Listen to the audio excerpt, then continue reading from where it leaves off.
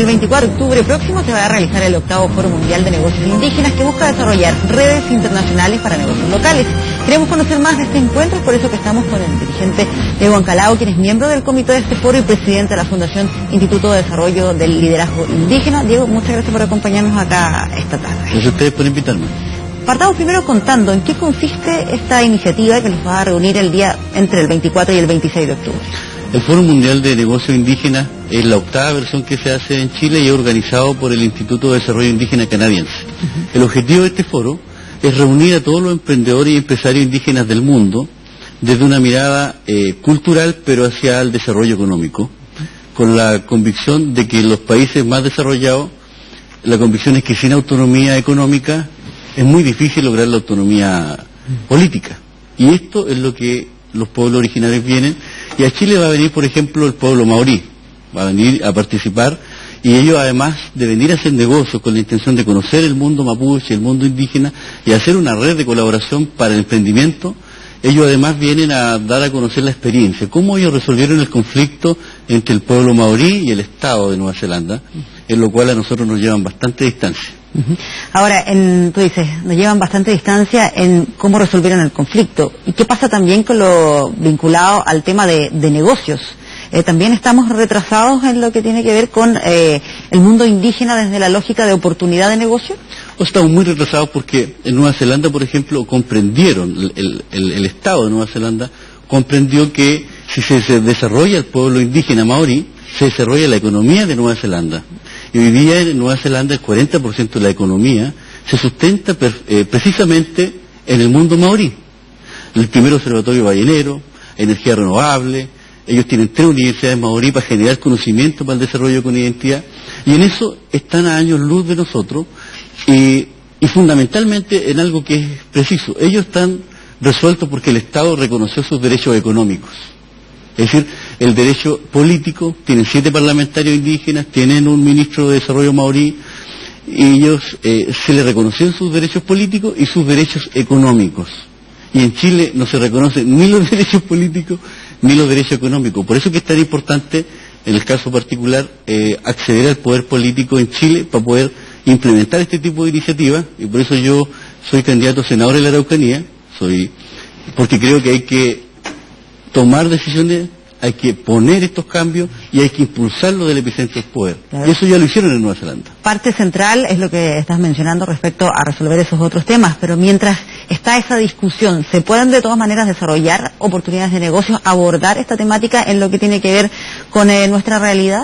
Hoy día ya hay iniciativas de negocio. El líder maorí, Richard Jeffries Taweje, va a ir a Temuco, va a ir a Purén, va a ir a la Araucanía, a la que llaman la zona de... Él va a ir porque él quiere con sus propios ojos ver cómo se está haciendo el vino en Purén, el Pinot Noir, que lo está organizando una comunidad del sector rural Loncoya. Él quiere ir a ver, y ellos quieren establecer relaciones económicas, culturales y políticas, porque ellos ya comprobaron que el desarrollo de los pueblos originarios parte por el propio trabajo de la comunidad y de la persona, y en derechos colectivos. Entonces, ¿hay interés en apoyar el desarrollo económico en Chile? ¿Hay pueblos indígenas en el mundo desarrollado? Los hay. ¿Están desconectados del mundo de Chile? Están desconectados. Y por eso es tan importante este foro, porque este foro permite que se comunique el sector indígena que piense que puede ser difícil emprender, para que lleguen otros que le digan que se puede emprender y cómo lo hicieron. Y por eso este foro tiene una importancia histórica. Yo creo que en Chile no se va a volver a hacer otro foro mundial de negocios tan importante como este. Y ahí uno se pregunta, ¿por qué hay cosas pendientes en esta materia de parte del gobierno? ¿Se van a presentar alguna iniciativa de parte de Corfo? Corfo tiene una área de desarrollo económico indígena. ¿Con iniciativas que ya están en desarrollo en nuestro país? Sí, hay iniciativas en desarrollo. INDAP va a presentar su iniciativa en desarrollo. ¿Cómo cuáles, aparte de lo que mencionabas de Purén? Hay un proyecto de banco que se llama Acume Moñén, que es una cooperativa indígena de ahorro y crédito que aspira a ser un banco. Y eso, por eso que es muy importante que ellos se reúnan con la presidenta de la banca indígena canadiense, que es Mónica James, para que puedan tener una colaboración directa y puedan desarrollarse, porque Chile debe aprender y debe comprender, al igual que como lo hizo Nueva Zelanda, que si se desarrollan los pueblos indígenas en Chile, se desarrolla la economía de Chile. Y eso lo tiene que entender el mundo indígena, lo tiene que entender el Estado y lo tiene que entender el empresariado, que es una oportunidad de desarrollo económico en conjunto. Y eso es lo que permite que el país crezca y se desarrolle. Y en eso Nueva Zelanda, Canadá, inclusive el sector de Estados Unidos nos llevan años luz. Ahora, esta gente viene a Chile y viene a poner a disposición su conocimiento, su experiencia y además sus recursos para invertir. Y por eso que es tan importante que no dejen afuera a emprendedores de parte del Estado y que no dejen de participar los que puedan. Y también están invitados los empresarios. Precisamente quería preguntar eso, dentro de lo que ustedes pueden apreciar en iniciativas en otros países, y considerando también cómo imaginan este tema acá en nuestro país, ¿de qué manera entra en ese escenario el rol de los empresarios? Es muy importante que participen los empresarios para que ellos vean que en Canadá, por ejemplo, los empresarios invierten en las comunidades indígenas, las First Nations, las primeras naciones, para hacer café, por ejemplo, y es una potencia económica. Y que vean que el origen no te desmerece y no es que los pueblos originarios sean inferiores a otros pueblos. Los pueblos originarios tienen capacidades y lo que necesitan son oportunidades.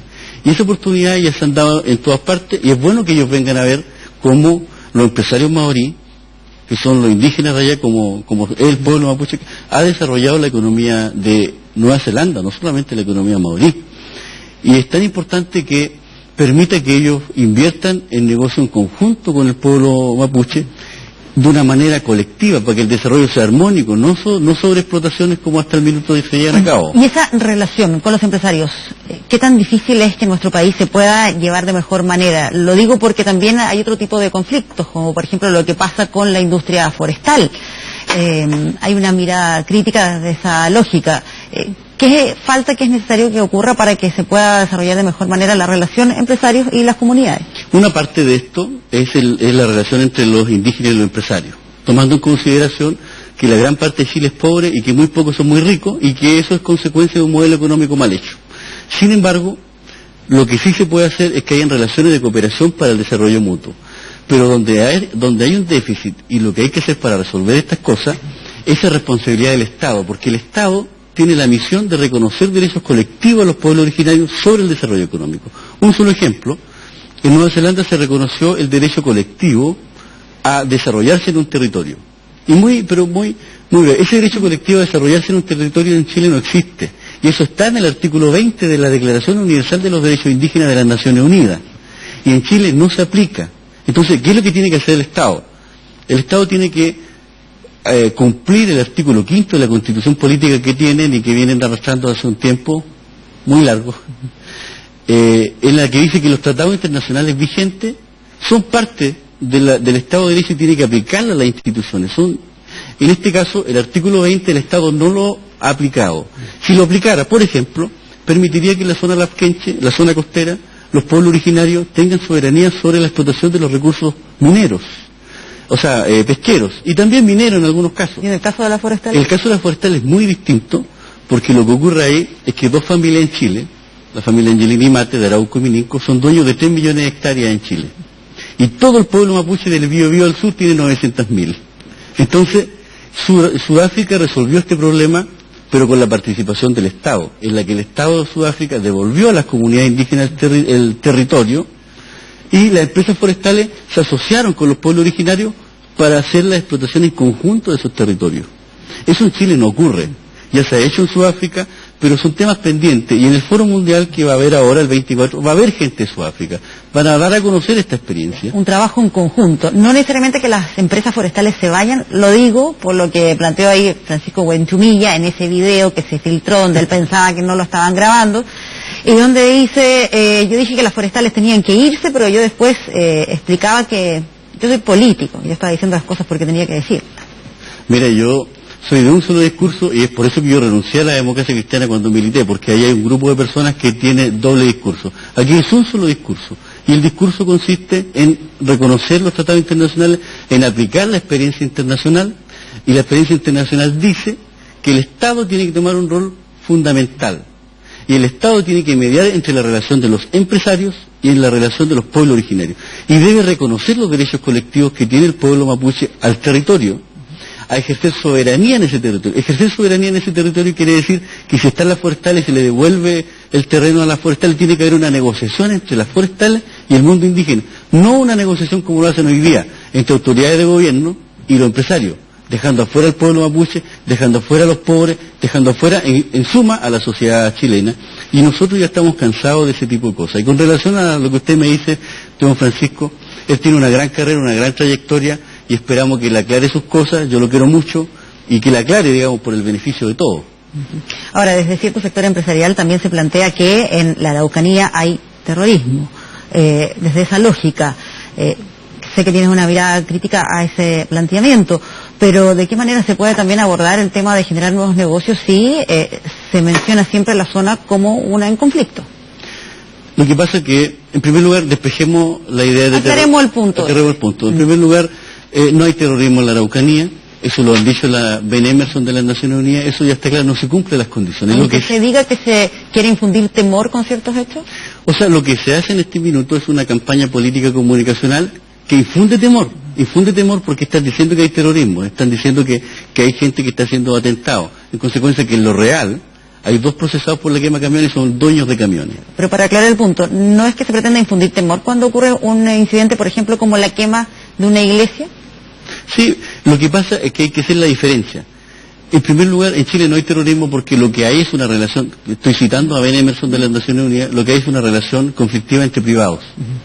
Cuando hablamos de terrorismo, como ocurre con la ETE, como ocurrió con el IRA y otros movimientos que son terroristas en el mundo, lo que ocurre ahí es que se daña la sociedad. Se descarrila un tren, se pone una bomba en un banco, y esas cosas no ocurren en la Araucanía. Por eso pregunto puntualmente por tu opinión en lo que tiene que ver con una iglesia. Cuando se quema una iglesia y hay un caso puntual donde se supone había personas en su interior, ¿ese no es un hecho como el que tú estás relatando?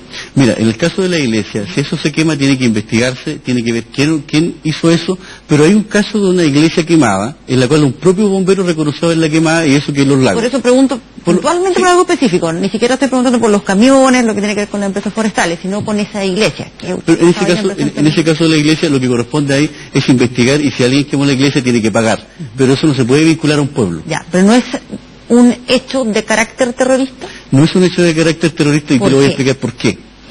Existe lo que se llama el derecho penal del enemigo. El derecho penal del enemigo se ocupa para aplicar leyes como la ley antiterrorista a personas que se consideran enemigos del Estado. Personas que son enemigos del Estado, es decir, que ponen en peligro el Estado. Esas personas que quedan afuera del derecho penal y que se le pone el nombre de derecho penal del enemigo, efectivamente cometen errores de este tipo. Pero en Chile no se ha podido aplicar la ley antiterrorista porque no se dan las condiciones. Ya, pero es decir, un error, dice. Es decir, que no hay condiciones de aplicar la ley antiterrorista. Es decir, que las personas mapuches que se le han vinculado casos no cumplen las condiciones de ser parte de acciones terroristas. Y no existe en Chile el terrorismo. Y eso lo dice la propia investigación en Chile, lo dijo la Corte Suprema recientemente, que las personas que tomaron detenidos y que los dejaron en libertad por asociación terrorista quedaron en libertad porque precisamente las pruebas que se inculpaban no daban para acreditar ese hecho y por lo tanto la investigación tiene que continuar. Y eso es lo real que tenemos. El resto es una campaña comunicacional de un grupo político que gana con una mirada bastante restringida y represiva de la solución a un conflicto político y eso es lo que se tiene que resolver. Sí, por eso yo preguntaba por ese hecho específico, porque es distinto a los otros que se han estado planteando y ahí se consideraba que tal vez sí se había cruzado una línea diferente. O sea, hay hechos terroristas que han ocurrido en Chile. Por ejemplo, cuando gente del Estado ponían bomba a personas y mataban gente, eso ocurrió antes del 89. Pero desde ahí a la fecha del año 2010, cuando se modificó la ley antiterrorista, hay un solo procesado por la ley antiterrorista, que se llama Raúl Castro Antipana, y que era infiltrado de carabineros en el movimiento mapuche. Eso es lo que realmente existe en términos concretos. Sí, quería también preguntar por lo que ha planteado hoy día el presidente de la Corte Suprema, Hugo Dolmetsch, quien ha cuestionado lo que dice relación con la prisión preventiva, en el sentido de cuando se extiende por demasiado tiempo y ha dicho que esto no debiera durar más allá de 6 meses. Efectivamente, lo que se ha hecho al hacer la prisión preventiva es hacer que personas estén mucho tiempo sin un juicio. Y lo que dice el ministro de la Corte es absolutamente real porque Chile firmó un pacto que se llama el Pacto de San José. En el Pacto de San José, el artículo 8 dice que las personas tienen derecho a un juicio justo y en un tiempo justo. Entonces, cuando tienen a las personas en prisión preventiva mucho tiempo, eso ya es injusto. Y el Estado ya está violando este Pacto de San José. Sea quien sea la persona, mapuche o no mapuche, no pueden estar mucho tiempo, un tiempo demasiado prolongado, sin un juicio justo y sin llevar a cabo los procesos que tienen que hacerse. Y eso es dañino para la propia fe pública, en la propia estructura del Estado que tiene que ver con la justicia. Sí, ahora ahí parece haber unas miradas contradictorias, porque si bien por un lado hay representantes del Estado que emiten este tipo de opiniones, por otro lado vemos que se mantiene la prisión preventiva en ciertos casos, por un periodo bastante largo.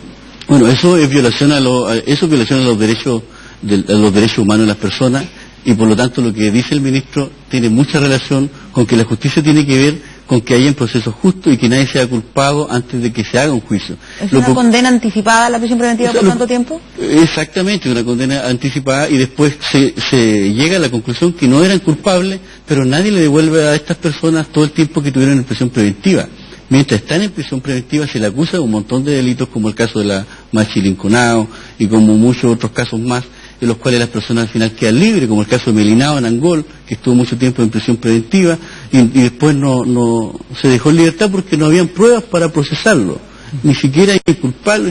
O sea, esas cosas ponen en tela de juicio lo que la Corte Interamericana ha hecho, condenar a Chile por aplicar la ley antiterrorista a personas que no cumplen esa condición. Sí, quería también preguntarte tu opinión en todo este contexto que se ha dado respecto a los cuestionamientos a la labor de Mahmoud Alewi, el hecho de que este gobierno haya invocado la ley antiterrorista, aunque en un principio se había dicho que no iba a ocurrir aquello, la misma huelga de hambre. ¿Qué te parece que hoy haya regresado el subsecretario del Interior a su cargo después de las vacaciones? Mira, el problema de Alewi, bueno, Alewi ha cometido varios errores, pero fundamentalmente él dice vamos a aplicar el Estado de Derecho. Esa es la frase más importante del subsecretario del Interior. Y eso ya es un problema, porque ¿qué es lo que dice el Estado de Derecho? El Estado de Derecho es decir, aplicar el derecho internacional reconocido por el Estado. Entonces cuando Alewi dice vamos a aplicar el Estado de Derecho, entonces debería aplicar no solamente la parte represiva, sino que el Estado de Derecho incorpora el derecho de los pueblos originarios, que está consagrado en la Declaración Universal de los Pueblos Indígenas de las Naciones Unidas. También debería aplicar el convenio 169 de la OIT, que está ratificado y firmado por el Estado. Pero todo eso le corresponde a él, lo digo porque su cargo es subsecretario del Interior, que sabemos está más vinculado con temas de seguridad. Es que lo que pasa es que él representa al Estado. Alewi no habla como persona natural, aunque el huracán lo ha dejado de vacaciones un rato. Pero él habla en términos de Estado. Sí, lo digo de la perspectiva que tal vez él está enfocado en esos temas de seguridad, mientras otros representantes del Estado debieran encargarse de esas otras áreas. No, la función del ministro del Interior subsecretario y Ministerio del Interior es precisamente aplicar el Estado de Derecho. Y para aplicar el Estado de Derecho tienen que hablar con los poderes del Estado que tienen que, o que ya aprobaron los convenios internacionales para que se apruebe en la práctica del Estado. Eso no lo ha hecho. Solamente el subsecretario aplica una sola parte, que es la parte represiva y policial, no la parte de derechos colectivos y no la parte de los tratados internacionales. Entonces, por eso que la ley tiene que ser pareja para todos.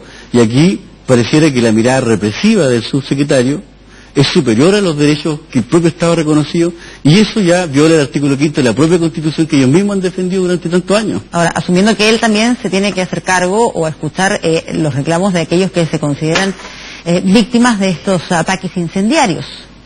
El Estado, la función del Estado es precisamente proteger a los ciudadanos.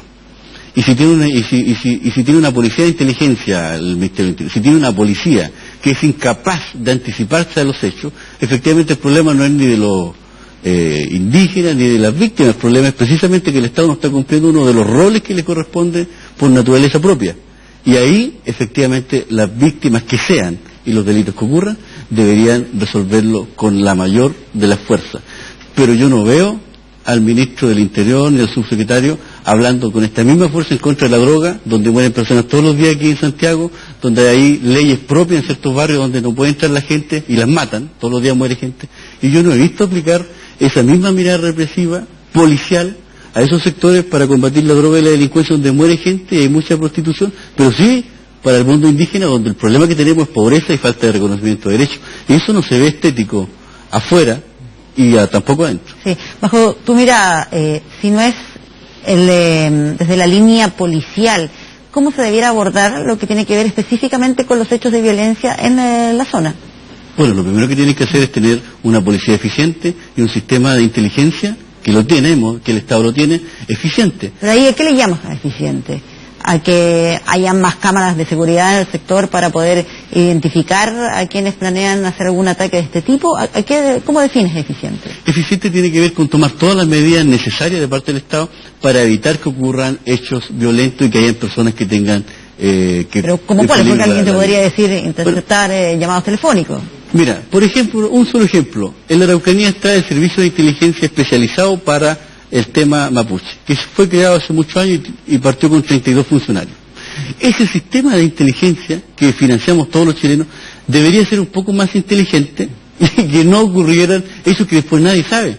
Que se queman un montón de camiones que no tenían seguro y nadie sabe y nadie lo anticipó. Entonces, ¿para qué invertimos tanto en el servicio de inteligencia con los más preparados en la Araucanía para que ocurran estas cosas? Entonces ahí es donde uno se acuerda de Castro Antipán, que quemó una micro y después cuando lo estaban jugando dijo que él era infiltrado de Carabineros y que la policía de inteligencia le pagaba.